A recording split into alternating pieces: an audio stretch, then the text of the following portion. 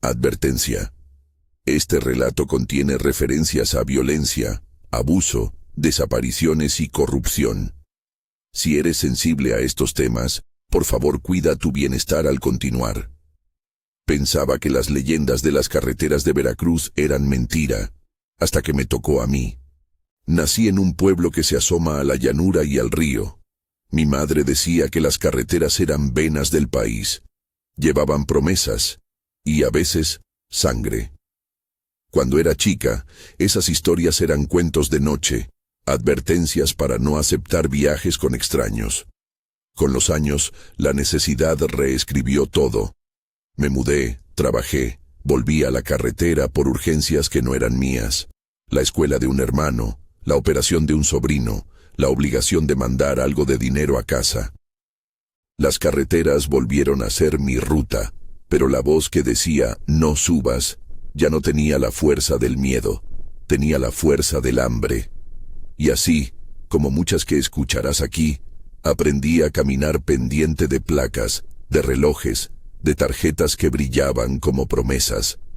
Las leyendas que yo despreciaba, un auto negro que te sigue, un hombre con traje que te ofrece 2,000 pesos si acompañas a un amigo, una habitación donde se apagan las cámaras, dejaron de ser historias para convertirse en mapas.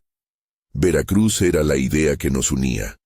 Nacíamos o viajábamos desde ahí, o pasábamos por sus carreteras rumbo a otras fronteras. La carretera veracruzana para muchas de nosotras no solo era asfaltada, era una línea que conectaba trabajos informales, ofertas VIP, pasos a hoteles y casas donde ya no siempre regresábamos. Mi primer testimonio es el de Sofía. Ella me lo contó en una habitación prestada, con la voz baja y los ojos que no querían repetir ciertas imágenes. Sofía nació en una comunidad costera de Veracruz y había venido a la ciudad por trabajo. Tenía reglas de supervivencia.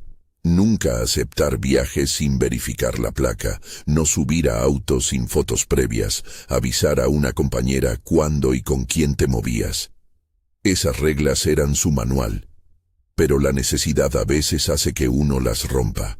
Lo que le ofrecieron no fue un contacto cualquiera. Fue una promesa en 3 actos. Pago arriba de lo normal, un coche de apariencia respetable y una tarjeta con un nombre que sonaba a empresa.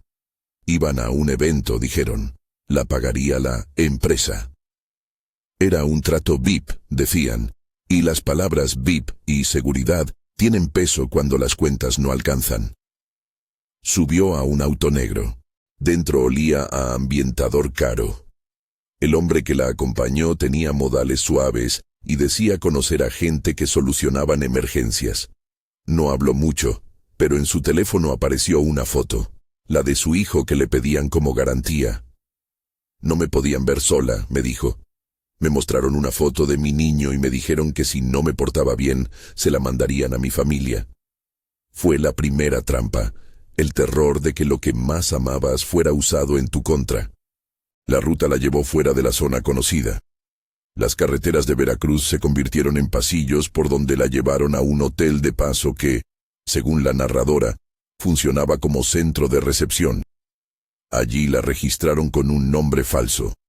Según su testimonio, había inhibidores de señal en ciertas habitaciones. Los teléfonos perdían cobertura.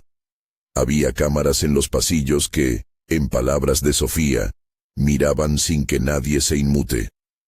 Lo que vino dentro del cuarto no puedo detallar en imágenes crudas, basta decir que sufrió agresiones y se sintió despojada. Sensible. Reducir. Ella recuerda fragmentos. Una voz ordenando, una puerta que no abría, la sensación de que el reloj no corría. El escape fue más una cadena de oportunidades que un plan heroico. En la madrugada, cuando los movimientos eran menos controlados, Sofía aprovechó que uno de los encargados salió a atender un teléfono. Corrió al pasillo y vio una salida de servicio. Escuchó voces que discutían de dinero y cuentas. En la carretera, bajo la luz amarilla, encontró un taxi que aceptó llevarla a la siguiente ciudad sin preguntar mucho. Me lancé a la carretera y caminé hasta que la noche me tragó, me dijo. Su huida fue posible porque ella había memorizado una placa unos días antes, por puro instinto. La anotó en un cuaderno que escondía. Esa placa la cruzó con el nombre de un patrón que supo después tenía conexiones con hoteles y clínicas clandestinas. Según su relato, cuando intentó denunciar, la policía la miró con distancia y de manera fría le dijo que volviera en la mañana. Esa mañana nunca llegó a investigar. Al terminar de contar su experiencia, Sofía respiró largo y añadió algo que me quedó en la garganta. Lo peor no fue lo que hicieron en la habitación. Fue darme cuenta de cuántas manos sabían y nadie hizo nada por mí. Según su testimonio, hubo llamadas que no fueron contestadas por autoridades y un hombre que aparece en varias historias, Eduardo, un tipo de cara respetable que, en la voz de las sobrevivientes, actuaba como puente entre clientes y lugares. No afirmo más. Así lo contó ella. Si esta historia te está tocando, suscríbete y comparte para que más personas conozcan estas voces. En la descripción encontrarás recursos y organizaciones que ofrecen apoyo y líneas anónimas para denunciar. Después de Sofía vino el relato de Alejandra. Alejandra era de un pueblo cerca del río en Veracruz. Tenía una hija pequeña y un hermano enfermo. Su necesidad la llevó a aceptar un viaje que, según contó, parecía urgente y seguro. Un hombre que decía representar a una empresa la invitó a un traslado que incluiría hospedaje y pago por adelantado. Todo parecía avalado. Un local conocido, una garantía que le mostraron en forma de dinero en efectivo y la palabra de un supuesto intermediario. El viaje ocurrió en la noche. Subió a un auto de lujo que olía a cuero nuevo. El conductor habló con calma. Hubo música y una conversación que parecía ensayada. En la narración de Alejandra, la carretera de Veracruz se volvió un corredor sin retorno. La señal telefónica se cortó en tramos. El auto tomó salidas que ella no reconocía y en un punto la quitaron del GPS. Me dijeron que era por seguridad, dijo. Pero la seguridad, según yo, era lo que me quitaba la salida. Según su testimonio, cuando intentó comunicarse con alguien, el interlocutor al otro lado del vehículo le enseñó una fotografía de su hija. Fue una amenaza sin voz. La imagen bastó. Lo que pasó después fue un cerco. Alejandra describió, en términos sobrios, que la bajaron en una casa que parecía normal desde la calle, con plantas y una puerta de madera. Dentro, había más personas que se movían con naturalidad, como si fuese un centro de trabajo. Allí la retuvieron. Las versiones que compartió con nosotros hablan de un proceso de selección. Diferentes clientes visitaban esa casa, hacían preguntas, pagaban. En las voces que escuchamos, ese lugar funcionaba como una estación en una red mayor. La denuncia pública de Alejandra, según nos contó, chocó contra algo que se repite en estas historias: la indiferencia institucional. Contó que al acercarse a un módulo de policía local, la respuesta fue un silencio elongado, una mirada al reloj. Cuando mencionó nombres y placas que había memorizado, le dijeron que eso era delito federal y que no podían intervenir. Ella insistió, desesperada, y recibió una respuesta que hoy suena a patrón: regresa mañana con pruebas. Las pruebas nunca llegaron a tiempo, y la tarde en que debía presentarlas, Alejandra ya no estaba. Su desaparición se produjo en la ruta, según el testimonio de quienes la vieron por última vez, entre dos casetas de peaje que marcan la frontera de una jurisdicción y otra. Esa zona, según las voces locales, es usada precisamente porque complica las respuestas. Si pasa algo entre jurisdicciones, muchas cabezas se lavan las manos. Me dijo una mujer que trabajó años en rutas nocturnas. No puedo confirmar investigaciones en curso. Solo puedo contar lo que nos dijeron quienes la conocieron. En una conversación posterior, Una de las compañeras que ayudó a buscar a Alejandra me habló de códigos. Cómo en el teléfono circulaban imágenes de placas, cómo se enviaban mensajes con palabras que significaban peligro o todo bien. Ese código, repetido en distintas partes de Veracruz, fue diseñado por mujeres que aprendieron a cuidarse unas a otras. Aún así, Alejandra desapareció. Su familia recibió amenazas para que no buscara. «Deja de revolcarte», le dijeron a un tío según su testimonio. «No vayas a buscar donde no debes». En la ausencia, el silencio de las autoridades pesó tanto como la ausencia misma. En paralelo a estos testimonios hay un hilo común. Los mismos patrones que describen Sofía y Alejandra aparecen en otras voces. Autos de lujo, ofertas pagadas por adelantado, hoteles con recepción complaciente, casas normales que funcionan como estaciones clandestinas. Hay nombres que surgen una y otra vez en los relatos. Eduardo, el intermediario. Clínicas llamadas con apellidos de médicos que resultaron ser seudónimos. Policías que, según la narración, recibían pagos o información filtrada. En la repetición está la lógica. Esto no es azar, es una maquinaria. Cuando varias voces describen la misma cara de negocio, VIP, seguridad, solo por clientes, la distancia entre una leyenda y una realidad se acorta. Mariana fue otra que habló con claridad y rabia. Originaria de Veracruz, Mariana llegó a la ciudad con la idea de estudiar una carrera y ayudar a su madre. Sus reglas personales eran estrictas.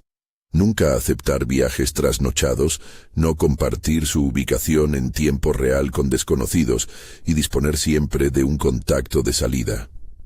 Aún así, una oferta VIP la atrapó por otra debilidad, la venganza. No era venganza propia al principio, sino la urgencia de ayudar a su hermana, que estaba en deuda, y le dijeron que podrían pagar la cuenta. El mito del viaje que salva funcionó como anzuelo. El relato de Mariana contiene elementos que vuelven a aparecer en múltiples historias. Una transferencia inicial para ganar confianza. La presencia de una mujer que hace las veces de madame en ciertos espacios. Y la sensación de que las decisiones se tomaban en nombre de la seguridad. En su testimonio, hubo una escena que todavía la hace temblar. La cámara de un cuarto donde se registraban entradas y salidas, no para la protección, sino para el control. Veía rostros que miraban desde un monitor, decidiendo qué hacer con quien no obedecía. Sensible, reducir. A diferencia de otros relatos, la historia de Mariana cambia de tono en un punto. Menciona que llegó a un límite donde la deuda y la humillación la empujaron a una decisión que describe como romper el patrón. No puedo detallar todo. Hay imágenes que ella misma pidió que no se repitieran. Pero sí puedo decir que hubo un enfrentamiento, una tentativa de escape, que se volvió una lección de cómo las rutas y las redes se cruzan. Mariana habla de nombres que escuchó a escondidas. Varios que coinciden con los que otras mujeres mencionaron, y uno que se repite como rumor. Doctor Méndez. Un apodo que según algunas voces, inaugura la idea de complicidad médica en clínicas clandestinas. No afirmo que exista una estructura completa, solo repito lo que nos dijeron quienes vivieron el horror. Hay que decir también algo sobre cómo estas redes usan la carretera como aliada. La carretera de Veracruz aparece en los testimonios como un dispositivo de disimulo.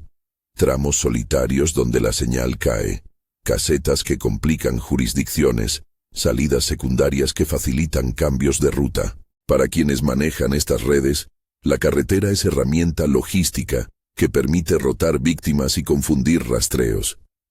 Para las mujeres, la misma carretera es línea de escape, y al mismo tiempo, pasillo donde la vigilancia se hace más difícil. Esa doble cara convierte cada tramo en un momento de riesgo, y al mismo tiempo, en una posibilidad de fuga. En los relatos también salió el tema de la complicidad policial, no como una acusación directa sin pruebas, sino como una constante en las voces. Según lo que nos contaron, la patrulla pasó de largo. Nos pidieron dinero para reportar. Hay testimonios que relatan patrullas que ignoraron llamados, que dejaron pasar autos sin inspección, o que, según algunas narradoras, advirtieron a quienes operaban las casas que alguien buscaba a una mujer. Es grave repetirlo, pero es más grave no contarlo cuando es la única explicación coherente en varias historias. Por eso digo, según los relatos, hubo meses en los que las llamadas a la policía terminaban en silencio o en recepciones que no querían involucrarse. En algunos casos, después de presentar pruebas, las víctimas o sus familiares vieron retrasos injustificados en la apertura de investigaciones. Esa demora, para muchas, fue sinónimo de condena. En un interludio breve, conviene traer números y contextos sin exagerar.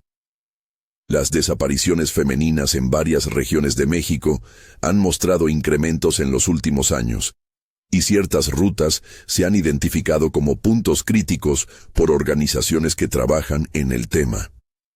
En Veracruz, las carreteras que conectan poblaciones costeras con las grandes salidas al norte son, según fuentes comunitarias, las más usadas para este tipo de tráfico.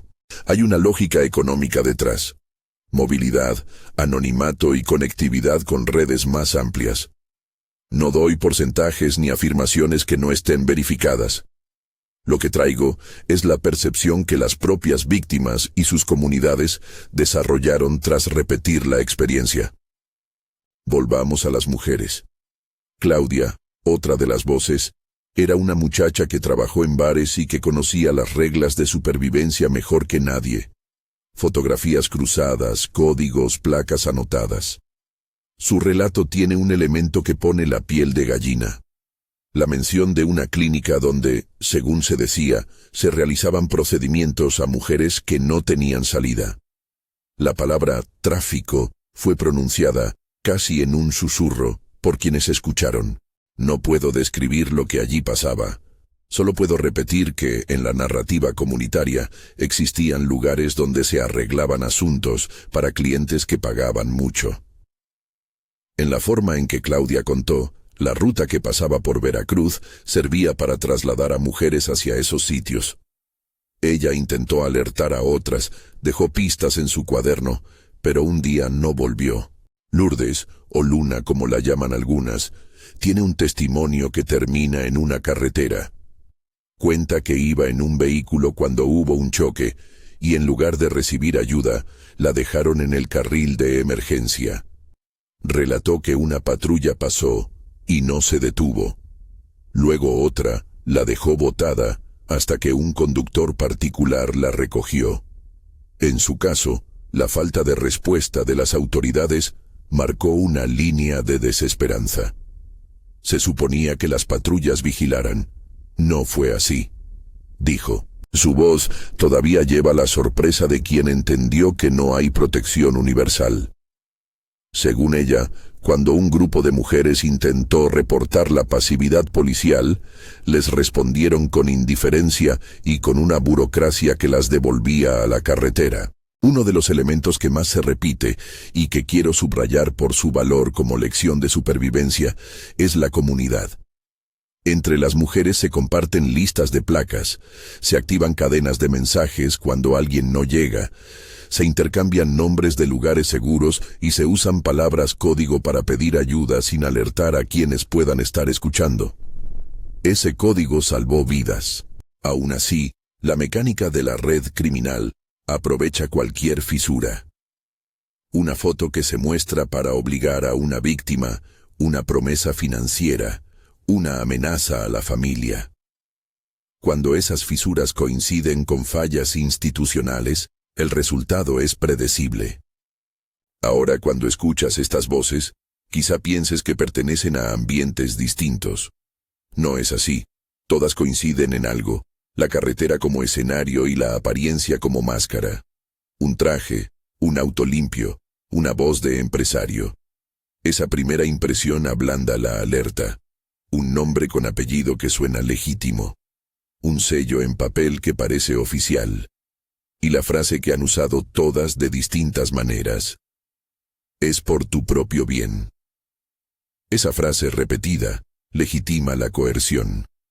En los relatos también aparece un patrón tecnológico. Inhibidores de señal, cámaras que funcionan para vigilar, pero que nadie revisa para proteger, y grabaciones que se usan para chantajear. Se cuenta de llamadas a un jefe que decide destinos y de transferencias que se hacen a través de cadenas de pago que dejan poca trazabilidad. Una superviviente nos dijo que aprendió a desconfiar de los códigos bancarios que le pedían ingresar.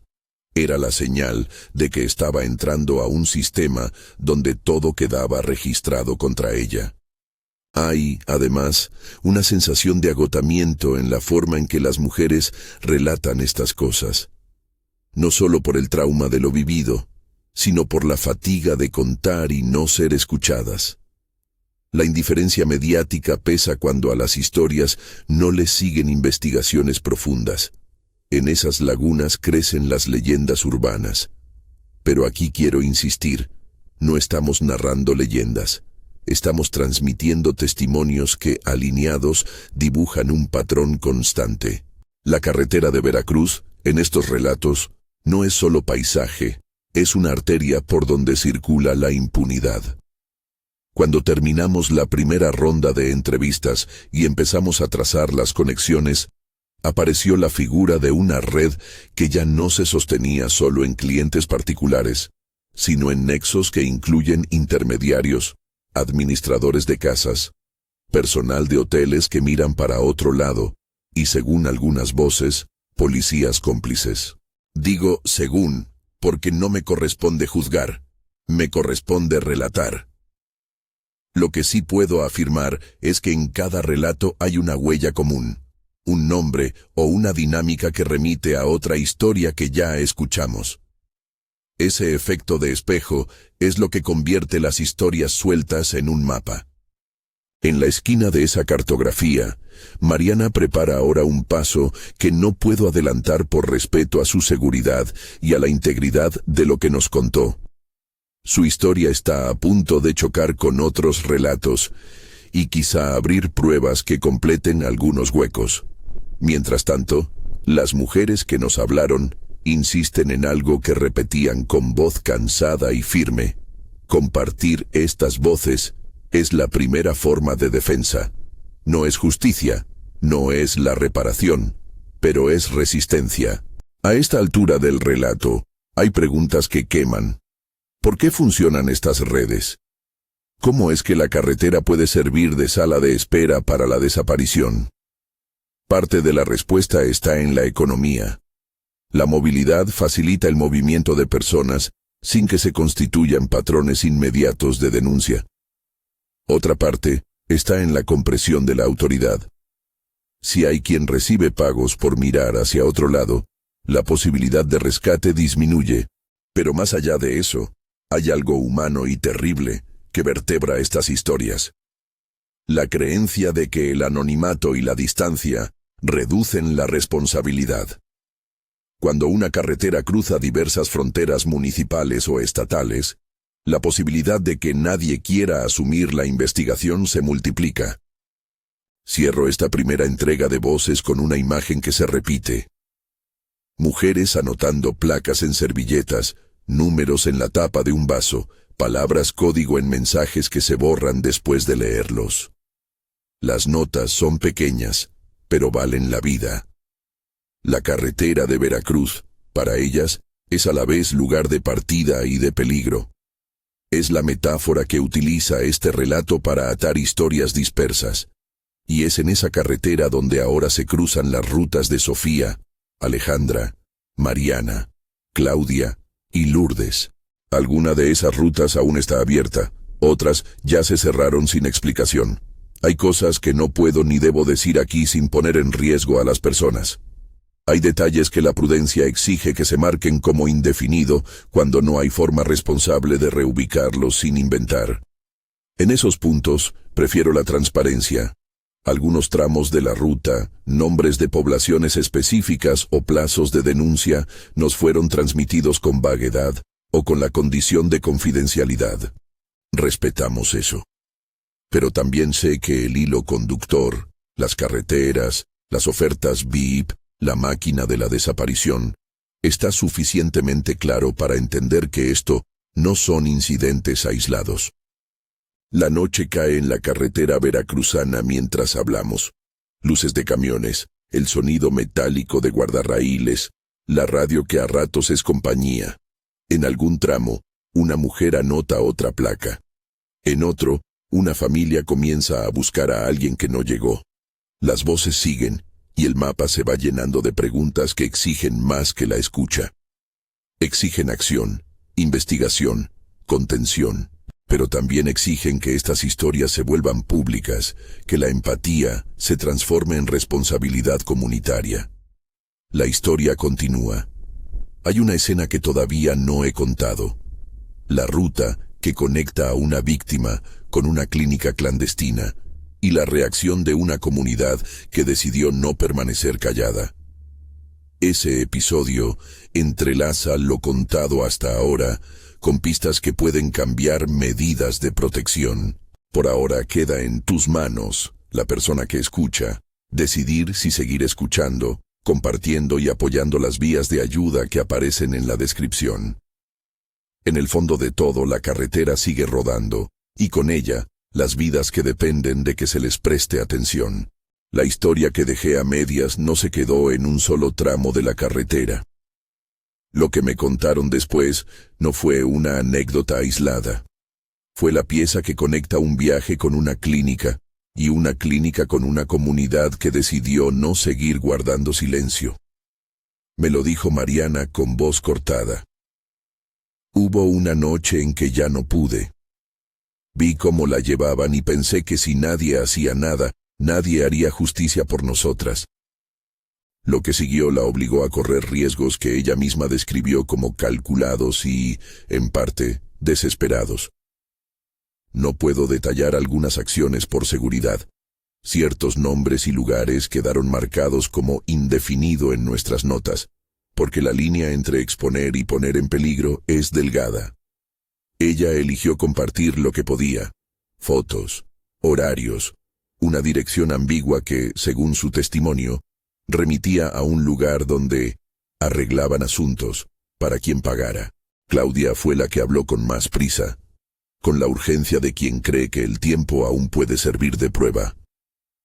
Trabajó en bares. Supo leer las manos en las que se depositaba la desesperación ajena. Contaba placas, memorizaba caras, anotaba nombres. Su relato, dicho en voz baja, incluyó rumores que circulaban entre clientas y compañeras. Un supuesto lugar donde las personas no salían igual. La palabra que usaron en el grupo fue tráfico, pronunciada con la vergüenza de quien teme repetirla en voz alta y despertar algo peor. Me dijeron que había operaciones, me dijo, pero cuando pregunté, me miraron con miedo y me pidieron que no preguntara más. No puedo describir procedimientos ni ofrecer detalles técnicos.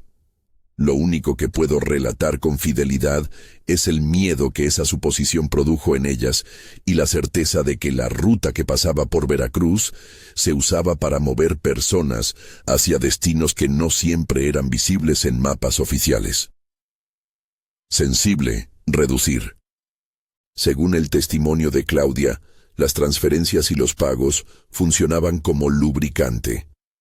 Para ingresar a ciertos circuitos bastaba con demostrar que eras de confianza. Y para demostrarlo, había fórmulas que incluían depósitos en efectivo, pruebas de obediencia y la exhibición de contactos que avalaban a la víctima. Las placas cambiaban de manos en mensajes cifrados y las habitaciones se convertían en salas de espera para decisiones que ya no eran individuales. Vi un papel con nombres y una suma pegada al teléfono, dijo. Esa lista no era de clientes, era de cuentas que se repartían. Ella dejó pistas. Una servilleta con una placa, un nombre escrito a lápiz que luego desapareció. Después de eso, dejó de ir a ciertos barrios. Lourdes, Luna para quienes la conocen, habló del choque y de la indiferencia que se volvió una forma de violencia adicional. Fue un accidente menor, dijeron quienes la acompañaron, pero el problema no fue el golpe, fue que nadie se detuvo a atenderla en términos humanos. Una patrulla pasó y no se detuvo. Otra fingió no ver. Cuando logró salir del coche, tambaleando, escuchó a un oficial decir, «No es asunto nuestro», según su relato. Me dejaron tirada hasta que un señor me levantó. Le pedí a la policía que me llevara al médico. Me pidieron dinero. No puedo comprobar las palabras exactas de los agentes, ni atribuir culpabilidad fuera del testimonio, pero la versión de Lourdes coincide con otras voces que describen el mismo patrón. Controles que no controlan, patrullas que vigilan pero no protegen, autoridades que ponen la carga de la denuncia sobre las víctimas. En el entramado de estas historias hay un personaje que reaparece como sombra, Eduardo. En distintos relatos, aparece como intermediario, hombre de aspecto respetable, con trajes modestos o caros según la ocasión. Eduardo llamó y dijo que era gestión, me contó una de las entrevistadas. Decía palabras de empresario y luego nadie lo volvía a ver, salvo en los lugares donde todo se decide. No afirmo imputaciones. Repito nombres que circulan en los testimonios. Junto a Eduardo, surgen otros apodos y nombres reales que las mujeres pronuncian con prudencia. Doctor Méndez, Carmen, Madame Teo, Rogelio, Jairo. En cada caso se agrega la frase, según nos dijeron, según escuché. Me lo contó una compañera. Eso no disminuye la gravedad de las coincidencias, pero obliga a mantener la distancia de la narrativa periodística responsable. El modo de operación se volvió nítido cuando puse en paralelo las piezas. Primero la oferta, VIP, alta paga, supuesta seguridad. Luego el traslado por la carretera de Veracruz, con tramos en los que la señal fallaba. Después, la llegada a hoteles o casas normales que funcionaban como estaciones. Por último, la selección o el traslado fuera del circuito ciudadano. A veces, el camino conducía a clínicas no registradas.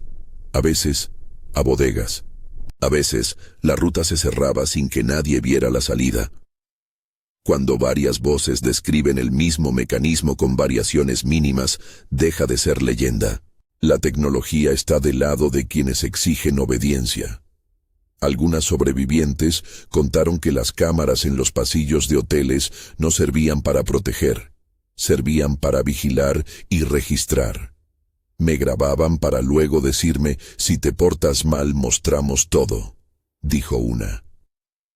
El uso de imágenes para chantajear, las grabaciones que controlan comportamientos y los inhibidores de señal que vuelven inútil a un teléfono son recursos que todas mencionaron de una u otra forma. Ese uso perverso convierte la evidencia en arma y la evidencia en amenaza. Entre las voces emergió la figura de un código comunitario que salva vidas. Mujeres que no se conocen, que trabajan en bares o en puestos ambulantes, comparten placas, fotos y alarmas en cadenas cerradas. Aprendí así que las servilletas con letras torcidas, las palabras acordadas en mensajes móviles y las señales discretas en llamadas, forman un mapa de supervivencia. Si digo la luna, es que hay peligro, me explicó una de las coordinadoras informales. Si envío una foto de placa y 2 puntos, significa que la sigo. Ese lenguaje se volvió sistema de emergencia.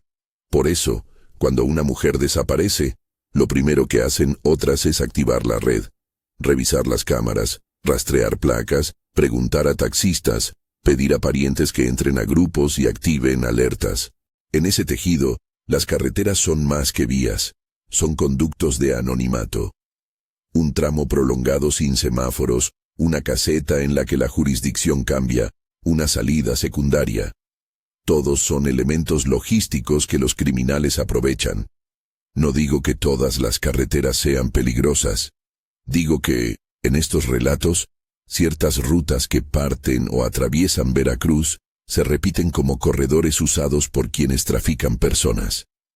Las víctimas y sus redes lo saben y lo calculan. Por eso memorizan placas, anotan rostros y se apoyan unas a otras. Hubo, sin embargo, Episodios de resistencia activa. Un grupo de mujeres, hartas del silencio, decidió organizar un señalamiento comunitario que no exponiera identidades. Reunieron pruebas mínimas, fotos de placas, el registro de llamadas, descripciones de autos. Lo hicieron en secreto, con cuidado. Según quienes lo relataron, consiguieron que una periodista local se interesara, que mirara los datos y que, por primera vez, pusiera voz en un medio. Esa cobertura no detuvo la red, pero la hizo visible. Hubo quien, en la comunidad, dijo que era poco, otros que era el primer paso. La cobertura periodística, contaron, supuso una presión que obligó a ciertos actores a mover fichas. No sé cuáles ni cómo, y lo marco como indefinido cuando no existe confirmación pública. Mariana, por su parte, tomó un camino que muchos escuchamos con asombro y miedo. Ella no buscó venganza como película, buscó evidencia, reunió testimonios y los guardó en una bolsa plástica, como quien preserva algo frágil. Hizo llamadas en las que pidió que se activara la red. Habló con otras sobrevivientes y dijo: si nos unimos quizá nos escuchen. Algunas de sus acciones fueron pequeñas: dejar una nota en un mesón, fotografiar un recibo, anotar una placa. Otras, que no describiré por seguridad, buscaron desarticular mecanismos de operación sin poner a las víctimas en riesgo. Ella me pidió que no publicara ciertos detalles. Respeté eso. Lo que sí me pidió fue que contara que la unión de mujeres puede abrir rendijas en un mecanismo cerrado. En ese pequeño triunfo hubo algo que yo no esperaba. La sensación de que la palabra compartida, convertida en denuncia pública, puede empujar a que alguien alguna vez haga algo más que escuchar. Y sin embargo, la vida de las sobrevivientes es un éxodo continuo. Muchas cambiaron de ciudad, se pusieron nombres provisionales, perdieron trabajos. Vivir con miedo tiene un peso físico, me dijo una mujer. La gente cree que te recuperas con tiempo, no entienden que el tiempo a veces te lleva más lejos de quien eras. Algunas se mudaron a comunidades donde nadie las conocía. Otras viven pendientes de cualquier señal que las obligue a correr. Eso es parte del daño. No solo lo ocurrido, sino la pérdida de raíces y la vida en fuga. La impunidad funciona como espejo que devuelve la violencia en forma de abandono. Varias narradoras coincidieron en que las denuncias se diluyen en trámites, que las investigaciones tardan, que las pruebas desaparecen. Te piden papeles que no tenía. Me obligaron a explicar 1000 veces las mismas cosas, contó una de ellas. Esa burocracia paraliza, y en su lugar crece la sensación de que denunciar es exponerse sin respuestas. Es por eso que muchas mujeres deciden actuar por su cuenta, reunir redes y apoyos, y enfrentar el riesgo desde la colectividad. En el tonado silencioso de estas conversaciones emergen nombres de quienes supuestamente facilitaron o miraron hacia otro lado. Hablo de Rogelio y Jairo tal como aparecen en los relatos, como nombres asociados a patrullas que pasaron y a mensajes que no fueron contestados. No los acuso. Relato su aparición en las voces de las mujeres. Esa precisión se vuelve necesaria para entender por qué la ruta se ha vuelto segura para quienes operan. Cuando la policía no investiga, o peor, es parte del circuito, la carretera se transforma en una autopista de impunidad. Por eso mujeres y organizaciones comunitarias han pedido sistemas de denuncias anónimas y acompañamiento legal especializado. En la descripción de este video hay referencias a ONGs que ofrecen ese tipo de apoyo, líneas anónimas y formas de denunciar que no exponen a quienes buscan ayuda. Es necesario también enfatizar que no todas las autoridades fallan por malicia.